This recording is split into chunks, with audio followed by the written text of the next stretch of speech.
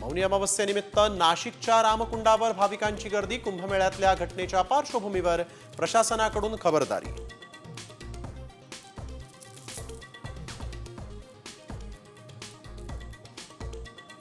Comrade Govind Pansare हत्या प्रकरणातील आरोपींना मुंबई उच्च न्यायालयाकडून जामीन मंजूर. पानसरे कुटुंबीय सर्वोच्च न्यायालयात जाणार.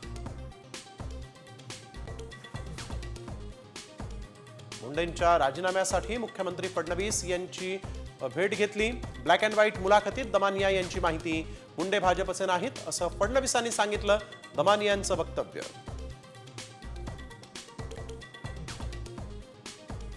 वाल्मिक कराडची लातूरमध्ये संपत्ती. ज्योती जाधवच्या नावावर उच्चभ्रू वस्तीत 5 ते 6 कोटींचा बंगला. वाल्मिक कराडचं प्रकरण अखेर मुंबई हायकोर्टात. स्वतंत्र गुन्हा दाखल करण्याची ईडीची याचिकेत मागणी. धनंजय मुंडेंवरही गंभीर आरोप. सरपंच हत्येप्रकरणी फरार आरोपी कृष्णा आंधळेच्या आई वडिलांची सीआयडीकडून चौकशी. गेल्या 51 दिवसांपासून आंधळे फरार.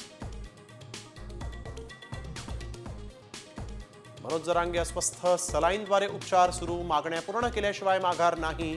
जरांगेंचा निर्धार. उपोषणाचा आज 5वा दिवस. संधी दिली तर ठाण्यात सत्ता आणू. पालघरचे पालकमंत्री गणेश नाईक यांचं मोठं विधान. धाराशिवमधल्या तेरखेडातील फटाका कारखान्यामध्ये भीषण स्फोट. 6 जण भाजल्याची प्राथमिक माहिती. पोलीस आणि अग्निशमन दलाकडून मदत कार्य.